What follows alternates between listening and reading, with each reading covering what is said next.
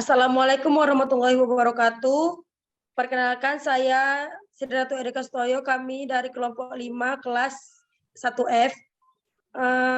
Di sini kami akan memaparkan tugas yang telah kami diskusikan yang berjudul Sistem Jaringan pada Manusia. Epitel itu terdiri dari antara jarak sel yang begitu dekat, yang sangat menempel, dan juga sel-selnya itu berdiri di atas basement membran.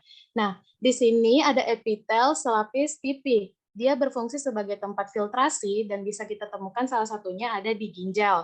Nah, sedangkan yang di sini ada epitel selapis kubus yang bertugas untuk menjalankan sekresi yang bisa kita dapat di berbagai kelenjar dalam tubuh. Sedangkan di sini ada epitel silindris selapis yang dimana dia ini bekerja untuk melancarkan kerja organ pada proses sekresi yang bisa kita juga jumpai di saluran pencernaan. Sedangkan di sini ada epitel silindris berlapis semu bersilia yang di sini tugasnya untuk melancarkan proses sekresi dan pergerakan lendir pada organ yang bisa kita jumpai kadang di tenggorokan maupun yang ada di trakea. Epitel berlapis pipi berperan melindungi jaringan yang ada di bawahnya, biasanya terdapat di kerongkongan, uretra, vagina, dan anus. Epitel berlapis kubus bertindak sebagai pelindung untuk jaringan. Biasanya terdapat pada kelenjar air liur dan kelenjar keringat.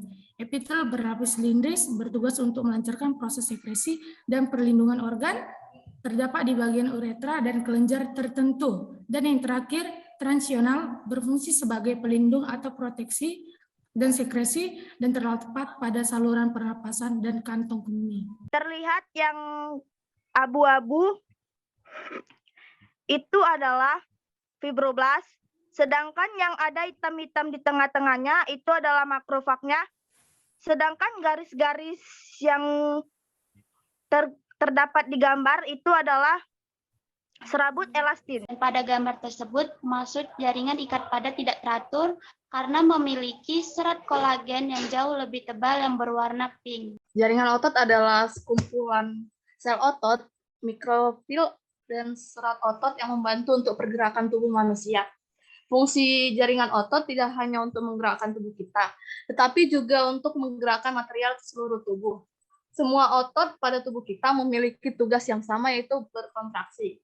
Nah, kontraksi pada otot terjadi di dua protein utama, yaitu protein aktin dan miosin. Otot jantung itu terletak di dinding jantung, dan fungsinya itu untuk memompa darah ke seluruh tubuh. Yang kedua itu ada otot polos. Otot polos itu terletak di organ bagian dalam pada tubuh manusia, seperti saluran pernafasan, usus, lambung, dan pembuluh darah. Fungsi dari otot polos adalah sebagai membantu proses pencernaan makanan, proses pernafasan, mengalirkan darah, dan sebagai sistem ekskresi. Dan yang ketiga adalah otot lurik.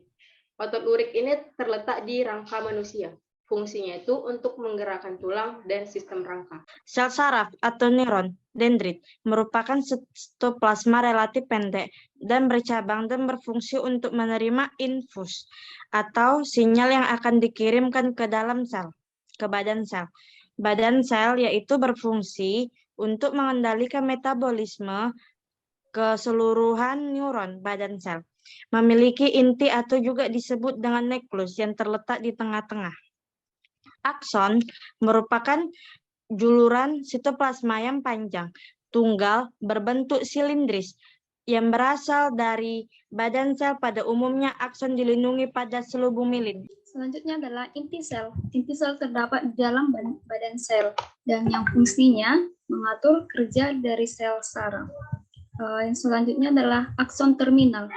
Akson terminal atau disebut juga sinapsis merupakan penghubung antara neuron yang satu dengan neuron yang lainnya. Selain itu, sinapsis juga berperan sebagai titik temu antara ujung akson dari neuron yang satu dengan dendrit dari neuron lainnya atau berhubung ke otot dan kelenjar. Dan yang terakhir adalah selubung mielin. Selubung mielin adalah bagian saraf yang berfungsi untuk melindungi akson dan memberi nutrisi selubung mielin berbentuk dari sel sakuan, yaitu penunjang sel saraf berupa lemak.